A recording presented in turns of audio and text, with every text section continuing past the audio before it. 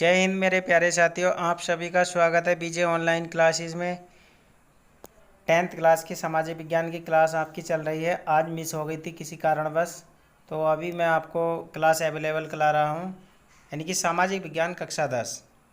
ठीक है गाइज, आगे देखते हैं। आपका चैप्टर चल रहा है, सेकंड चैप्टर है, अध्याय 2 है। चैप्टर का नाम है भारत में राष्ट्रवाद एंड नेशनलिज्म इन इंडिया, यानी कि भारत में राष्ट्रवाद। ठीक है गाइज, तो देखिए नेशनलिज्म इन इंडिया यानी कि भारत में राष्ट्रवाद का उदय कैसे हुआ। ठीक है, इसके बारे में हम जो है क्वेश्चन आंसर पढ़ रहे हैं और हमारे चल रहे हैं, उनको मैं आपको डीपली समझा रहा हूँ और सभी गाइज ध्यान देंगे। ठीक है, यानी कि डीपली कोई भी कंपटीशन हो, आईएएस हो, पीसीएस हो, any subject, any entrance exam, any university exam, entrance exam, किसी भी प्रकार का एंट्रेंस एग्ज़ाम जिसमें जीके जीएस आती हो। ठीक है, polytechnic entrance exam, C TET, TET, UP TET, all India TET exam. ठीक है, all India university exam qualify entrance exam. ठीक है, सभी के लिए इम्पोर्टेंट है। ठीक है, और इस समय जो है 10th क्लास के लिए ये 10th क्लास का सिलेबस है। ठीक है, मैं आपको बीच बीच में बताते रहता हूँ, लेकिन बेसमेंट मतलब बुनियाद हम नीचे ही रखते हैं, यानी कि जो निचली क्लास का सिलेबस होता है वो हमेशा आगे तक काम आता है। ठीक है गाइस, यानी कि बुनियाद पे ही आप 10 मंजिल मकान खड़ा कर सकते हैं, हवा में आप मकान नहीं बना सकते हैं। ठीक है, तो देखते हैं नेशनलिज्म इन इंडिया के लघु उत्तरीय प्रश्न उत्तर। ठीक है, तो चलते हैं गाइस, लघु उत्तरीय प्रश्न उत्तर। तो आज का टॉपिक है आपका लघु उत्तरीय प्रश्न उत्तर। ठीक है, चैप्टर का नेम मैंने आपको बता दिया है, तो सभी ध्यान से। तो देखिए फर्स्ट क्वेश्चन आपका आपके सामने आता है। तो फर्स्ट क्वेश्चन है आपका गाइज आपके सामने, पहला विश्व युद्ध, यानी कि जो हम टॉपिक लिया है हमने, तो टॉपिक में जो है हमारा टॉपिक में यानी कि पहला विश्व युद्ध खिलाफत कोमा लगा है, खिलाफत और असहयोग आंदोलन। तो पहला विश्व युद्ध के बारे में, खिलाफत और असहयोग आंदोलन के बारे में हम चर्चा करेंगे। तो देखिए फर्स्ट क्वेश्चन है गाइज, प्रथम विश्व युद्ध ने भारत में राष्ट्रीय आंदोलन के विकास में किस प्रकार सहायता की। एनसीईआरटी सिलेबस है, एनसीईआरटी के अकॉर्डिंग है। ठीक है, एनसीईआरटी की फुल फॉर्म आपको याद होनी चाहिए, बीच बीच में आगे एब्रीविएशन कराऊंगा।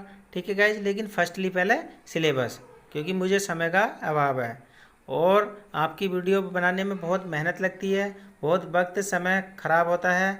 तो गाइज प्लीज़ वीडियो को पूरा देखा करें लास्ट तक और क्वेश्चनों को नोट करके अपने नोट्स बनाया करो।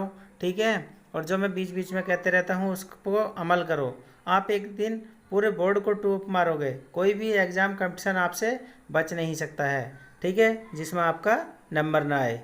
और आप यूपी बोर्ड हो, उत्तराखंड बोर्ड हो, Bihar board, Jharkhand, Chhattisgarh, Haryana, Chandigarh, all India, कोई भी बोर्ड हो, 29 राज्यों के बोर्ड, किसी भी बोर्ड में बैठ जाइए, आपकी परीक्षा हमेशा अच्छे नंबरों से पास होंगे। ठीक है, यानी कि आप टॉप करेंगे, लेकिन गाइज लगे रहना है। ठीक है, तो चलिए चलते हैं आंसर पे। प्रथम विश्व युद्ध ने भारत में राष्ट्रीय आंदोलन के विकास में किस प्रकार सहायता की। ठीक है, 2008 में जो है ये 10th क्लास में आया है, UP board, Uttarakhand board, all board में। तो देखिए प्रथम विश्व युद्ध के समय, यानी कि समय का मतलब होता है प्रथम विश्व युद्ध जब हुआ था तो उस समय क्या स्थिति थी।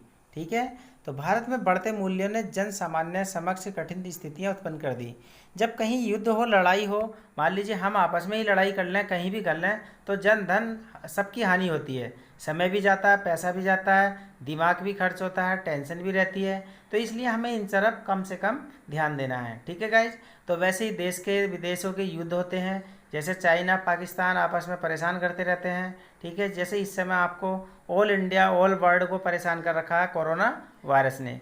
ठीक है गाइज, तो वैसे ही छोटी छोटी परिस्थितियां परेशान डाल देती हैं, तो हमें उनको ध्यान रखना चाहिए।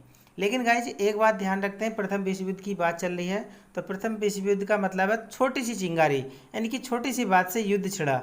ठीक है, तो इसका युद्ध का कारण मैं फिर कभी आपको डिटेल से बताऊंगा। तो छोटे से बात से लेकर युद्ध छिड़ा, कई देश एक साथ हो गए, मिल गए, तो यानी कि धीरे धीरे युद्ध का कारण बना।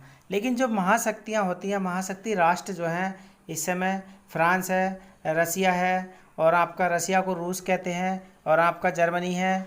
ठीक है, और आपका अमेरिका, और आपका ये जापान वगैरह है, ये महाशक्ति हैं।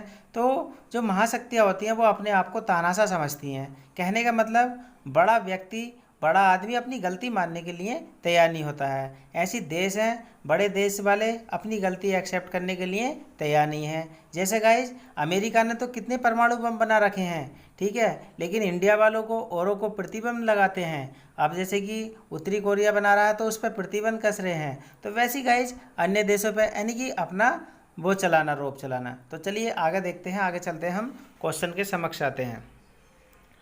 कठिन स्थितियां उत्पन्न कर देती हैं, ग्रामीणों को सेना में भर्ती होने के लिए बाध्य किया गया और जो ग्रामीण लोग होते हैं उनको ज़बरदस्ती सेना में भर्ती किया गया। जब युद्ध चला तो ज़बरदस्ती उन्हें उठा के ले गए। पढ़ा हुआ है, अनपढ़ है, कैसे भी है, बस केवल हथियार चलाना आना चाहिए, ठीक है गाइज।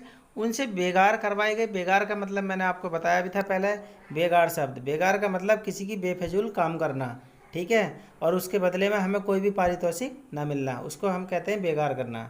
इससे जनता में व्यापक रोष व्याप्त हो गया, साथ ही फसल नष्ट होने भी। अब जब हम कहीं जाएंगे बेगार करने तो हमारे घर का काम भी नहीं होगा, चौपट हो जाएगा। तो भारतीय में ब्रिटिश विरोधी भावनाओं को बल मिला और राष्ट्रवादी भावनाएं जागृत हो उठी। यानी कि इस कारण जो है भारतीय में ब्रिटिश विरोधी, ब्रिटिश यानी कि भारतीय जो व्यक्ति थे उनमें जो है ब्रिटिश यानी कि अंग्रेजों के विरुद्ध भावनाओं का बल मिला, यानी कि उनको जो है बल मिला और राष्ट्रवादी भावनाएं जागृत हो उठी। यानी कि अपने देश के लिए, हमें अपने देश के लिए, अपने राष्ट्र के लिए मर मिटना है। तो सभी के दिल में भावना उठी और राष्ट्रवाद का उदय धीरे धीरे होने लगा, ठीक है गाइज। तो आगे देखते हैं। तो नेक्स्ट क्वेश्चन है आपका राष्ट्रवाद के विकास के लिए, यानी कि सेकंड क्वेश्चन है आपका, राष्ट्रवाद के विकास के लिए इतिहास की पुनर्व्याख्या की आवश्यकता क्यों हुई। पुनर्व्याख्या कहते हैं गाइज, पुनर्व्याख्या का मतलब दोबारा किसी भी चीज़ को रिप्ले करना, दोबारा करना। जैसे हम मोबाइल में बार बार पीछे को करके बैक करके देखते हैं, ठीक है, तो वैसे ही पुनर्व्याख्या करना। अच्छा, अब अथवा का मतलब मैं आपको बीच बीच में समझाते रहता हूँ। तो अथवा का मतलब है या, यानी कि ऊपर वाला क्वेश्चन नीचे वाला क्वेश्चन दोनों का मतलब सेम है, ठीक है। क्वेश्चन कोई भी आ जाए आंसर यही लिखना है आपने। तो इतिहास की पुनर्व्याख्या किस प्रकार भारत में राष्ट्रवाद की भावना पैदा करने में महत्वपूर्ण हुई। साधन सिद्ध हुए, स्पष्ट करें। 2008 में बोर्ड एग्जाम में आया हुआ है, क्वेश्चन इंपॉर्टेंट है, ठीक है गाइज। तो आंसर पे चलते हैं हम। राष्ट्रवाद के विकास के लिए इतिहास की पुनर्व्याख्या को साधन बनाया गया। यानी कि साधन कहते हैं गाइज, साधन का मतलब मान लीजिए आपके पास में साधन बाइक है तो बाइक से जाएंगे, साइकिल है तो साइकिल से जाएंगे, अगर कुछ भी नहीं है तो हम अपना पैदल चले जाएंगे, ठीक है। अगर किसी का हम सामान लेते हैं रोज़ रोज़, टूट गया तो उससे ज़्यादा के पैसे हमें लगाने पड़ते हैं, ठीक है। तो ये हो गए हमारे पास साधन अवेलेबल। किसी के पास एग्रीकल्चर का सामान, ट्रैक्टर है, ट्रेलर है, कल्टीवेटर है, नहीं होता तो हम उसको लीज पे लेते हैं, ठेके पे लेते हैं, किराए पे जुतवाते हैं, ठीक है गाइज। तो ये हो गए साधन, इन्हें हम कहते हैं साधन। साधन बनाया गया। 19वीं सदी तक सारे भारतीय यह महसूस करने लगे थे कि राष्ट्र के प्रति गर्व का भाव जागने के लिए भारतीयों में एकता होनी चाहिए, ठीक है। यानी कि राष्ट्र, अपने देश के लिए मर मिटना, गर्व से बात करना, ठीक है। तो ये होता है राष्ट्रभक्ति और राष्ट्रवाद, यानी कि उसका एकता का एहसास होना, ठीक है गाइज। तो आगे देखते हैं, इसी का आंसर है। अच्छा, इतिहास को अलग ढंग से पढ़ाया जाना चाहिए, यानी कि ये कह रहे हैं क्वेश्चन में, आंसर में, इतिहास जो होता है हमें अलग ढंग से पढ़ाया जाना चाहिए। गाइज इतिहास जो पढ़ाया जाता है, मैं एक बात कहता हूँ आपको, इतिहास हमेशा गवाह होता है। पिछला इतिहास उठा कर देखिए, जो महाशक्तियाँ देश हैं, महादेश हैं, या जो पुरखे रहे हैं, उनका इतिहास उठा के देखिए उन्होंने क्या करा था, ठीक है, कितने अत्याचार करे जनता पे। तो इतिहास इसीलिए पढ़ते हैं हम कि इतिहास पुराना गवाह होता है, ठीक है। तो इतिहास हमें ज़रूर पढ़ना चाहिए, ठीक है, पीछे क्या हुआ क्या नहीं है, तो इससे हमें पता चलता है। अच्छा, अंग्रेज़ों की नज़र में भारतीय पिछड़े हुए, यानी कि अंग्रेज़ों की नज़र में जो थे हम भारत वाले पिछड़े हुए, यानी कि वो सोचते थे ये लोग तो ऐसे ही हैं, कुछ नहीं कर पाएंगे, ठीक है गाइज। लेकिन हमेशा हमें दम रखना चाहिए, ठीक है, अच्छा जीने का जज्बा होना चाहिए, आगे बढ़ने का जज्बा होना चाहिए, कितनी भी विषम परिस्थिति आ जाए लड़ने की हिम्मत होनी चाहिए, डरना नहीं चाहिए, ठीक है गाइज। तो भारतीय पिछड़े हुए, यानी कि अंग्रेज सोचते थे भारतीय पिछड़े हुए हैं। आदिम लोग थे, आदिम मतलब आदि मानव, आदि मानव लोग थे, मतलब पहले ज़माने में रहन सहन, कोई खान पीन का कोई उनको ज्ञान नहीं था। आग का आविष्कार हुआ जैसे कि, ठीक है, पत्थर में पत्थर मार के चिंगारी निकली, फिर आग का आदि मानव ने आविष्कार किया, ठीक है। तो जो अपना शासन खुद नहीं संभाल सकते, तो अंग्रेज कहते थे अरे ये क्या देश चलाएंगे, अपना शासन खुद नहीं संभाल सकते, अपना घर खुद नहीं चला सकते, तो ये क्या दूसरों को संभालेंगे। अंग्रेज़ों ने ऐसा सोचा। तो इसमें इसी समय जो थे डॉक्टर बी आर अम्बेडकर एक निकले, जिन्होंने जो है संविधान लिखा। ठीक है, तो इसलिए बी आर अम्बेडकर को हमें दिल से पूजना चाहिए। ठीक है, मैं तो कहता हूँ उनके लिए एक दिया डेली जलाएं। ठीक है, उन्होंने देश के लिए संविधान लिखा, 24 घंटे में रफली लिख के दिखाया, और 2 साल 18 महीने और 2 साल 18 महीने 2 साल 18 दिन में, यानी कि 15 दिन में लगभग उन्होंने संविधान तैयार किया। ठीक है, इसके जवाब में भारतीयों ने अपने गौरवपूर्ण अतीत के बारे में लिखना शुरू किया। ठीक है गाइज,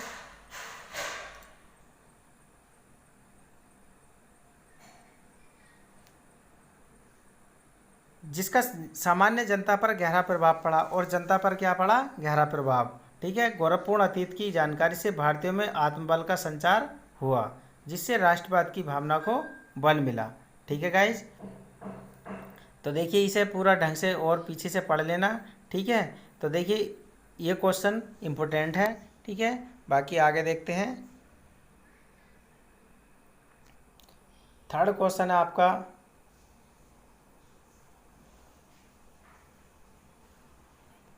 उपनिवेशों में राष्ट्रवाद के उदय की प्रक्रिया। उपनिवेशवाद विरोधी आंदोलन से जुड़ी हुई क्यों थी। ठीक है, ये भी 2009 में आया। उपनिवेशवाद मैंने आपको समझाया है, राष्ट्रवाद अपने राष्ट्र के लिए जीना मरना। ठीक है, अपने देश के लिए कुछ भी नई योजनाएं बनाना। उपनिवेश कहते हैं किसी के दूसरे के क्षेत्र को अपने क्षेत्र में शामिल कर लेना। ठीक है, तो चलिए गाइज उत्तर पे चलते हैं। उपनिवेशों में राष्ट्रवाद के उदय की प्रक्रिया, तो यानी कि प्रक्रिया का मतलब कैसे प्रक्रिया हुई, तो उपनिवेशवादी विरोधी आंदोलन से जुड़ी हुई थी। अपनोवेशवादी शासकों के विरुद्ध संघर्ष के दौरान लोग आपसी एकता को पहचानने लगे थे। उनका समान रूप से उत्पीड़न और दमन हुआ, यानी कि समान रूप से उनका उत्पीड़न होने लगा और दमन होने लगा। इसी साझा अनुभव ने उन्हें एकता के सूत्र में बांध दिया। वे यह भी जान गए थे कि विदेशी शासकों को एकजुट होकर ही देश से बाहर निकाला जा सकता है। देखिए गाइज, एकता में बहुत शक्ति होती है। ठीक है, तो इसलिए हमें सबको एक रहना चाहिए, भेदभाव नहीं करना चाहिए, छुआछूत जाति भेदभाव नहीं। ठीक है, स्वच्छता होनी चाहिए। तो हमें एक ही हो गए, जैसे सारे देश ने एकता जुटाई और अंग्रेज़ों से शासन की मुक्ति पाई। उनकी इसे कहते हैं राष्ट्र भावना या राष्ट्रवाद का उदय। ठीक है, उनकी इस भावना ने भी राष्ट्रवाद के उदय में सहायता पहुंचाई और धीरे धीरे राष्ट्रवाद का उदय हुआ। ठीक है, आगे चलते हैं।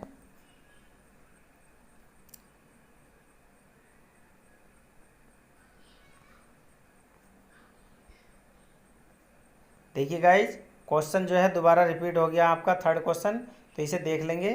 ठीक है, समझा दिया मैंने फर्स्ट वाला, तो इसको आप नोट कर लेंगे। ठीक है, तीसरा क्वेश्चन आपके सामने है जो रिपीट हो चुका है। ठीक है, और मैंने आपको समझा दिया है। ठीक है, आगे देखते हैं।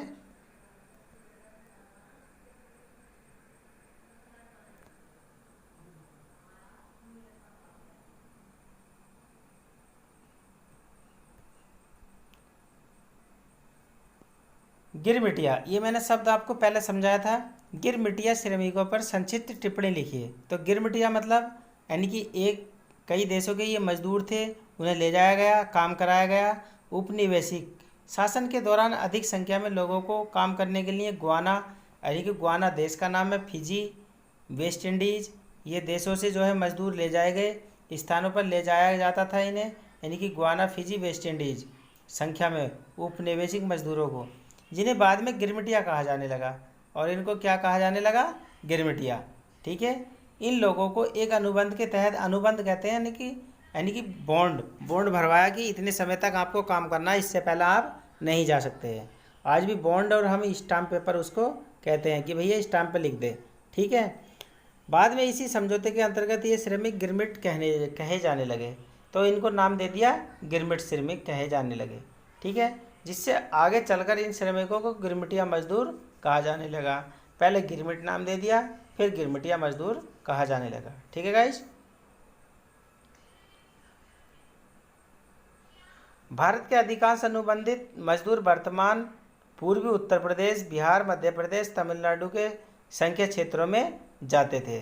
ठीक है, और अधिकांश मजदूर कहाँ कहाँ जाते थे, ये मैंने आपको देश के नाम गिना दिए, राज्यों के नाम गिना दिए हैं भारत के। ठीक है, इधर से उधर ट्रांसफ़र चलता रहता है।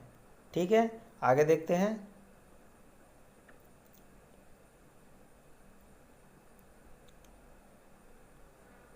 सूखे क्षेत्रों से जाते थे इन मजदूरों को बागानों, बागान मतलब बाग बगीचों में, खानों मतलब खान कहते हैं जैसे कोयले की खान, हीरे की खान, ठीक है, और मैग्नीज, अभ्रक, ये सारी खाने, यानी कि कहाँ से निकाला जाता है, खाना, खानों से। ठीक है गाइज, सॉरी, खानों से निकाला जाता है। सड़क, सड़क बनाना, रेलवे निर्माण करना, योजनाओं में काम करने के लिए ले जाया जाता था। जैसे आप देखते हैं सड़क वाले मजदूर अलग होते हैं, रेलवे पटरियों पे काम करने वाले अलग होते हैं, बाग बगीचों में काम करने वाले अलग, और खानों में काम करने वाले अलग, और उनकी अलग ड्रेस कोड मिलती है, सबकी ड्रेस अलग अलग होती है। ठीक है गाइज, योजनाओं में काम करने के लिए ले जाया जाता था, इनका शोषण किया जाता था। अब मैंने आपको पहले भी बताया, देखिए यार आपके सामने शब्द आया शोषण, तो इनका शोषण किया जाता है, आज भी शोषण होता है गाइज। ठीक है, मैंने भी फैक्ट्री में वर्क किया है, वो 12 घंटे की ड्यूटी है, और उनको जो है मजदूरों को पैसे कम दिए जाते हैं। मैंने खुद देखा अपनी आंखों से, मैंने भी काम किया है, और काम करके जाके देखा मजदूरों की पीड़ा क्या है। जो बड़े लोग होते हैं या जो उच्च अधिकारी होते हैं वो केवल अत्याचार करते हैं, शोषण करते हैं, 12 घंटे काम कराते हैं, जबकि मानव शरीर जो बना है वो केवल 8 घंटे कार्य क्षमता के लिए हैं, 8 घंटे की ड्यूटी होनी चाहिए।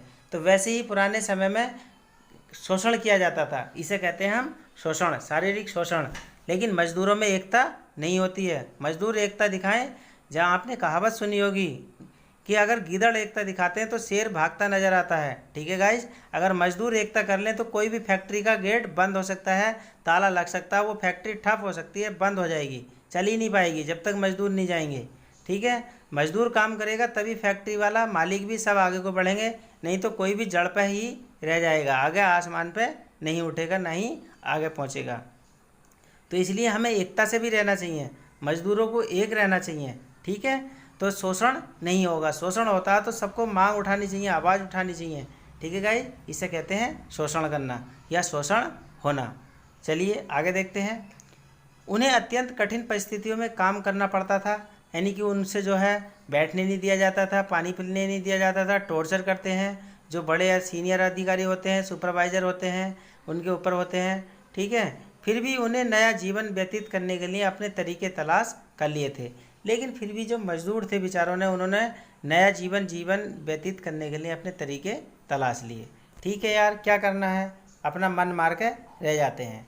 ठीक है, लेकिन मैंने आपको बताया एकता में शक्ति होती है गाइस। ठीक है, हम कुछ भी कर सकते हैं, लोकतंत्र है, डेमोक्रेसी, अगर प्रजा चाहे तो जनता नेता को नीचे ला सकती है। डेमोक्रेसी, प्रजातंत्र, इसे ही कहते हैं डेमोक्रेसी। ठीक है गाइस, तो आगे ध्यान रखेंगे। नेता हमसे है, नेता जनता से है, जनता चाहे वो करा सकती है, जनता चाहे उसे नीचे उतार सकती है। ठीक है गाइस, तो ध्यान रखेंगे आगे। चलिए आगे देखते हैं।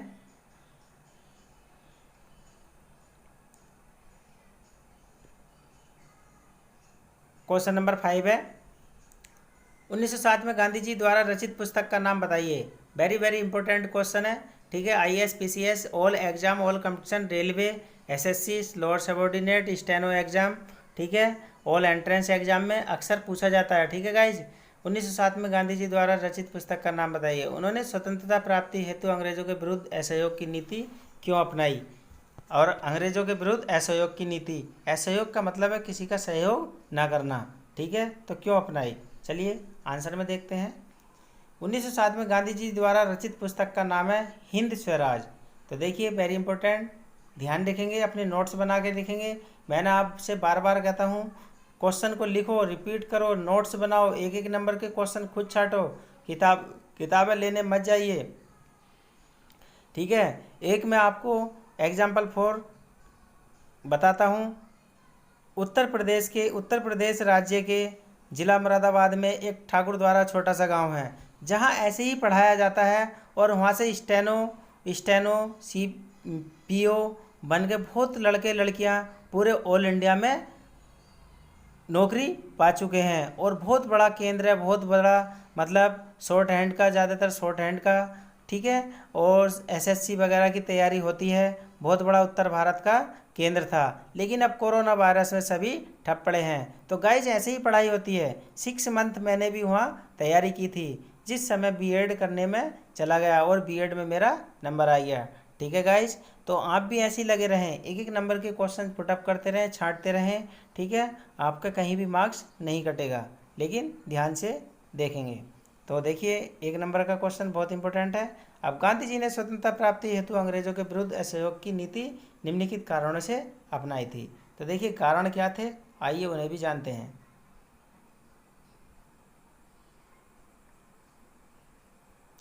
तो फर्स्ट कारण देखिएगा गाइज, गांधी जी का यह मानना था कि भारत में ब्रिटिश शासन भारतीयों के सहयोग से ही भारत में स्थापित हुआ है। गांधी जी का मानना था कि ब्रिटिश शासन जो है भारतीयों के सहयोग से ही भारत में स्थापित हुआ है। अगर हम किसी को पनाह देंगे तो वो आएगा ही। तो भारत वालों ने अंग्रेज़ों को पनाह दी, अब वो धीरे धीरे उंगली पकड़ कर पोंछा पकड़ने लगे, पोंछा पकड़ के सिर पर चढ़ गए धीरे धीरे, यानी कि उन्होंने भारत पर अपना आधिपत्य जमा लिया। ठीक है गाइज, तो हमें ध्यान रखना है। ठीक है, अब हमने बड़ी मुश्किल से आज़ादी पाई है, तो उस आज़ादी को खोने नहीं देना और अपने हक के लिए लड़ना है, अपने अधिकार के लिए लड़ना है। ठीक है, शोषण नहीं होने देना है। ठीक है, तो आप जागरूक होइए, अच्छे बनिए, आगे बढ़िए। ठीक है, और मेहनत से आगे सफलता पाइए। तो ये उन्हीं के सहयोग से यह चल पा रहा था। गांधी जी ने इसका बीड़ा उठाया, पीछे से जनता साथ हो गई। ठीक है, यदि भारतीय अपना सहयोग न दें तो साल भर के भीतर ब्रिटिश शासन ढह जाएगा। अब गांधी जी ने एक शब्द कहा, अगर भारतीय लोग, कुछ होते लोग हैं अंदर अंदर जो है अंग्रेज़ों के साथ मिले रहते थे, तो वो भारतीय लोग उनका सहयोग देते थे, तो धीरे धीरे ब्रिटिश शासन हो गया। तो गांधी जी फिर भी कह रहे हैं, अगर भारतीय लोग ब्रिटिश शासन का सहयोग न दें तो 2.5 साल के अंदर हम अपनी देश को अपने हाथों में ले लेंगे। ठीक है गाइज, तो अपने देश में स्वराज की स्थापना हो जाएगी। स्वराज का मतलब है यानी कि अपने देश का शासन। ठीक है गाइज, चलिए अगला टॉपिक देखते हैं। तो दूसरी बात क्या कही है गांधी जी ने, महात्मा गांधी संपूर्ण भारत में अधिकाधिक जनाधार वाला एक आंदोलन खड़ा करना चाहते थे। यानी कि अधिक से अधिक जो है जनाधार का मतलब होता है गाइज, मैं आपको समझा देता हूँ, यानी कि जनता का वोट मिलना चाहिए, कि जनता भी चाहता है कि जनता भी ये पक्ष में है, चाह रही है। ठीक है, तो जिससे उसका मनोबल बढ़ता है, आगे बढ़ने की हिम्मत आती है। एक आंदोलन खड़ा करना चाहते थे और उसमें जनाधार यानी कि जनता का वोट देखना चाहते थे। इसके लिए उन्होंने खिलाफत आंदोलन के समर्थन और स्वराज के लिए असहयोग आंदोलन का रास्ता चुना। अब उन्होंने 2 रास्ते, यानी कि खिलाफत आंदोलन के समर्थन, यानी कि उन्होंने खिलाफत आंदोलन चलाया तो उसको समर्थन चाहते थे कि जनता का समर्थन मिले, सहयोग मिले। स्वराज के लिए, स्वराज का मतलब मैंने अभी आपको बताया, यानी कि अपने राज के लिए अपना देश राजा बने, अपने देश के राजा बने, अपने देश के शासन करें, उसे स्वराज कहते हैं। ठीक है, स्वराज के लिए उन्होंने असहयोग आंदोलन चलाया। अब गाइज यहाँ से देखिए कई सारे क्वेश्चन पुटअप हो जाएंगे, मैं आपको बताता रहता हूँ। IAS, PCS, UPSC, railway, lower subordinate, CTET, UGC, net, कोई भी परीक्षा हो। ठीक है, तो देखिए खिलाफत आंदोलन के समर्थन और स्वराज के लिए, यानी कि गांधी जी ने असहयोग आंदोलन किसके लिए चुना, तो स्वराज के लिए। क्वेश्चन आंसर बहुत टिपिकल आते हैं, डीपली पूछ लेता है, तो आपको ध्यान रखना है। ठीक है, आंसर का क्वेश्चन का आंसर बना देते हैं। ठीक है, आगे चलते हैं। आप कौन सी बात, अब ये 2 बातें थी। अब नेक्स्ट क्वेश्चन आपका, गांधी जी ने असहयोग आंदोलन को वापस लेने का फैसला क्यों किया। तो देखिए ये गाइज हमने पढ़ ही रखा है, आपको मैंने समझाया था संक्षिप्त शब्द में। तो देखिए 2008-9 में ये क्वेश्चन NCERT पैटर्न पे है। ठीक है, जो हमारे सिलेबस चल रहा है, तो ये आया हुआ है, बोर्ड एग्ज़ाम के लिए इम्पोर्टेंट है और ऑल कंपटीशन के लिए जो मैं बीच बीच में समझाते रहता हूँ। ठीक है, तो 10th क्लास में बोर्ड एग्ज़ाम आपके नज़दीकी हैं। ठीक है, अगस्त सितंबर चल रहा है, अक्टूबर नवंबर दिसंबर ये आपके धीरे धीरे निकल जाएंगे। ठीक है, और फिर ठंड आ जाएंगी। तो गाइज मेहनत करते रहें, पढ़ते रहें और अभी से लग जाएं। ठीक है, आपने एक कहावत सुनी होगी। ठीक है, तो धीरे धीरे जैसे ठंड आ जाएगी तो फिर ठंड लगने लगेगी, रजाई में हमारा पढ़ने का मन नहीं करता है। तो इस समय मौसम अच्छा चल रहा है, तो अपनी पढ़ाई मन से और दिल से करिए। 4 घंटे पढ़िए, ज़्यादा नहीं, 4 घंटे बहुत है, लेकिन मन से पढ़िएगा, ठीक है गाइज, और आगे बढ़िएगा, ठीक है।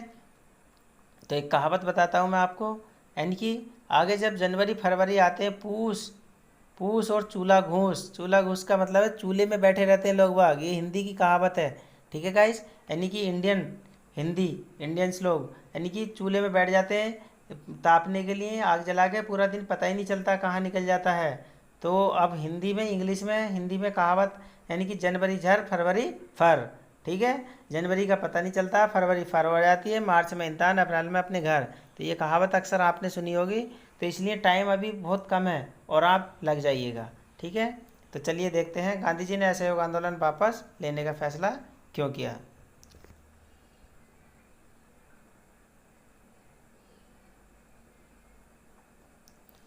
असहयोग आंदोलन के कार्यक्रम को जनता तक पहुंचाने के लिए महात्मा गांधी, मुस्लिम नेता डॉक्टर अंसारी, मौलाना अबुल कलाम आज़ाद तथा अली बंधुओं ने सारे देश का भ्रमण किया। अब देखिए, मुस्लिम नेता डॉक्टर अंसारी, मौलाना अबुल कलाम आज़ाद, अली बंधुओं ने सारे देश का भ्रमण किया। भ्रमण का मतलब है घूमे, ठीक है, भ्रमण का मतलब होता है गाइस घूमे। तो ये सारे देश में घूमे और इन्होंने जायजा लिया स्थिति का कि आंदोलन चलेगा या नहीं चलेगा या कैसा रहेगा, जनता का समर्थन लेते रहे, घूमना चाहिए हमें। अथो घमक्कड़ो जिज्ञासा, एक चैप्टर है गाइज इंटर में, अथो घुमक्कड़ो जिज्ञासा, यानी कि हमें घूमना चाहिए, घूमने से हमें नॉलेज बढ़ती है और कहीं भी जाना चाहिए, कैसी भी स्थिति हो परिस्थिति हो, कहीं भी जहाँ भी घूमने जाएं वहाँ से नॉलेज लेकर आएँ, ठीक है। तो अथो घुमक्कड़ो जिज्ञासा नामक चैप्टर आप पढ़ो और देखो कि घूमने से भी हमें नॉलेज मिलती है। ऐसा नहीं है घूमने से नॉलेज नहीं मिलती है, लेकिन अच्छी जगह अच्छी बातों से, ठीक है। तो परिणाम स्वरूप शीघ्र ही यह आंदोलन बल पकड़ता चला गया। अब जैसे जैसे घूमे तो आंदोलन बल पकड़ता चला गया। विद्यार्थियों ने सरकारी विद्यालयों का बहिष्कार कर दिया। अब जो विद्यार्थी थे, स्टूडेंट थे, उन्होंने सरकारी विद्यालयों का बहिष्कार कर दिया, यानी कि जाने से मना कर दिया। जनता ने बीच चौराहों पर विदेशी वस्त्रों की होली जलाई। अब जनता ने देखा कि गांधी जी और ये इतने सारे नेता हमारे साथ हैं, आंदोलन चला रहे हैं, तो विदेशी वस्त्रों को पहनने से मना कर दिया कि हम विदेशी वस्त्र नहीं पहनेंगे, अपने हाथ के बने हुए, अपने देश के बने हुए हम वस्त्र पहनेंगे, ठीक है। और विदेशी वस्त्रों को चौराहे पर जला दिया गया। ये सभी गतिविधियां शांतिपूर्ण थीं। ये गतिविधियां तो शांतिपूर्ण थी, ठीक ही, पता था अंग्रेजों को कि जनता भड़क जाएगी, क्योंकि असहयोग आंदोलन अहिंसा पर आधारित था, यानी कि अहिंसा पर आधारित था, यानी कि लड़ाई नहीं करनी है और हमें अपने आप को जीतना है। दुर्भाग्यवश उत्तर प्रदेश के चौरी चौरा। अब इसी बीच देखिए गाइज, कुल मिलाकर इस आंसर का निचोड़ है कि गांधी जी ने अपना असहयोग आंदोलन वापस क्यों लिया। तो गांधी जी ने असहयोग आंदोलन इसी बीच में, जब जो आंदोलन का यानी कि उन्होंने भ्रमण किया, इतने सारे नेताओं ने, उनका नाम ध्यान रखेंगे मेनली इम्पोर्टेंट, ठीक है, सारे नेता। तो दुर्भाग्यवश उत्तर प्रदेश के चौरी चौरा नामक स्थान पर एक बाजार से गुजर, यानी कि वहाँ जो है एक चोरी हो गई, ठीक है, पुलिस के साथ हिंसक टकराव में बदल गया और भीड़ पुलिस थाने को आग लगा दी, ठीक है। और भीड़ ने क्या करा, पुलिस थाने को आग लगा दी चोरी चौरा कांड के कारण। इस हिंसात्मक घटना से दुखी होकर 12 फरवरी 1922 को गांधी जी ने असहयोग आंदोलन वापस ले लिया और गांधी जी ने कहा कि मैं आंदोलन अभी नहीं करता हूँ, इस आंदोलन को यहीं रोकता हूँ और मैं वापस लेता हूँ, ठीक है, क्योंकि लोग बागों ने चौकी में आग लगा दी और घटना ज़्यादा आगे तूल पकड़ गई, ठीक है। तो आ गया होगा समझ में कि आंदोलन क्यों वापस लिया, चोरी चौरा कांड के कारण। बाकी अपने शब्दों में लिखेंगे, केवल समझना है हमने। जैसे पिक्चर देखते हैं और पिक्चर की स्टोरी हम 3 घंटे की, यानी कि कितनी दिनों से बनती है, और उसे हम 3 घंटे में समझ गए और तुरंत बता देते हैं। तो हमें समझना है और अपने दिमाग से लिखना है, डाटा याद करना है, ठीक है गाइस। आगे चलते हैं।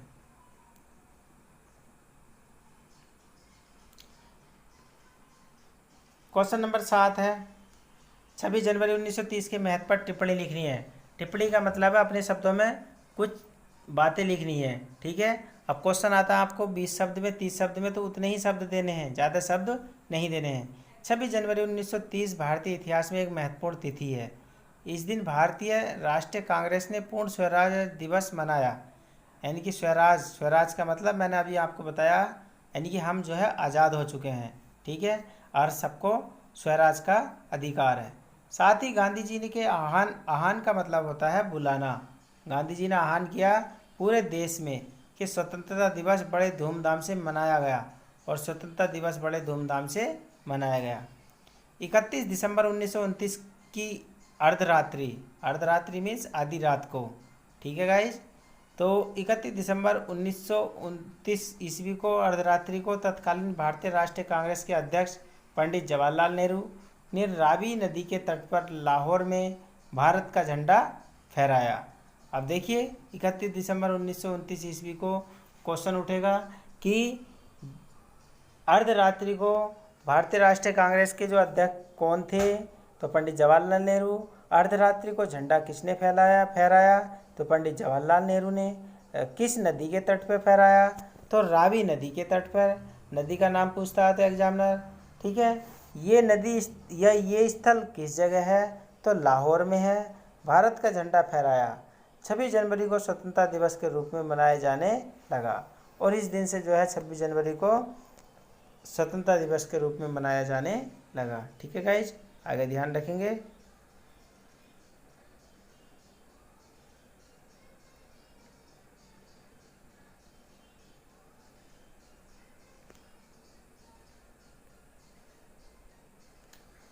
खिलाफत आंदोलन का अर्थ। अब देखिए खिलाफत आंदोलन का अर्थ स्पष्ट कीजिए। इसमें गांधी की भूमिका का मूल्यांकन करना है। मूल्यांकन का मतलब जांच करनी है। मोस्ट इंपॉर्टेंट क्वेश्चन है, 2014 में बोर्ड में आया है। तो खिलाफत आंदोलन से आशय उस आंदोलन से है जो प्रथम विश्व युद्ध के दौरान तुर्की के खलीफा की पराजय पर उसके सम्मान को बचाने के लिए भारतीय मुसलमानों द्वारा किए गए आंदोलन से है। यानी कि भारतीय मुसलमानों ने जो है उसके खिलाफ आंदोलन किया कि उस देश के खिलाफ, ठीक है। मोहम्मद अली और शौकत अली बंधुओं द्वारा संचालित एक विरोधी आंदोलन था। अब देखिए खिलाफत आंदोलन या विरोधी आंदोलन किन बंधुओं के बीच चलाया गया, ठीक है। तो इसमें लिखा है मोहम्मद अली और शौकत अली बंधुओं द्वारा संचालित एक विरोधी आंदोलन था, ठीक है। यानी कि इनके हाथ से चला। गांधी जी ने खिलाफत आंदोलन का समर्थन किया। सितंबर 1920 में कांग्रेस के कलकत्ता अधिवेशन में गांधी जी ने दूसरे अन्य नेताओं के साथ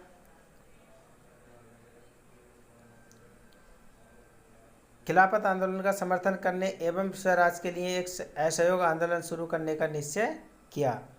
गांधी जी ने इस आंदोलन का समर्थन किया क्योंकि इस आंदोलन ने राष्ट्रीय आंदोलन को गति प्रदान की, और यह हिंदू मुस्लिम की एकता का सुनहरा मौका था। यानी कि हिंदू मुस्लिम एकता को वो एक साथ कराना चाहते थे, ठीक है गाइज। आगे देखते हैं। सत्याग्रह के विचार का मतलब बताइए। तो सत्याग्रह का मैंने आपको समझाया ही है। मोस्ट इम्पोर्टेंट क्वेश्चन है, 2017 में बोर्ड में आया है और इस साल बोर्ड के लिए इम्पोर्टेंट है। गांधी जी ने अंग्रेजों की नीतियों के खिलाफ जन आंदोलन के रास्ते पर चलते हुए संघर्ष किया। वे इस पद्धति को सत्याग्रह कहते थे। सत्याग्रह के विचार के मुख्य बिंदु निम्नलिखित थे। तो सत्याग्रह के बिंदु देखते हैं। सत्याग्रह के विचार के सत्य की शक्ति पर आग्रह और सत्य की खोज जोर दिया जाता था। इस अर्थ यह था कि अगर आपका उद्देश्य सच्चा है, यदि आपका संघर्ष सच्चा है, अन्याय के विरुद्ध है, ठीक है गाइज, और अन्याय के विरुद्ध है। अन्याय मैंने आपको पहले समझाया है। उत्पीड़न से मुकाबला, उत्पीड़न यानी कि कोई आपको ज़बरदस्ती ले जा रहा है, उत्पीड़न कर रहा है, ठीक है। शारीरिक बल की ज़रूरत नहीं है। अब देखिए दूसरा टॉपिक इसमें देखते हैं।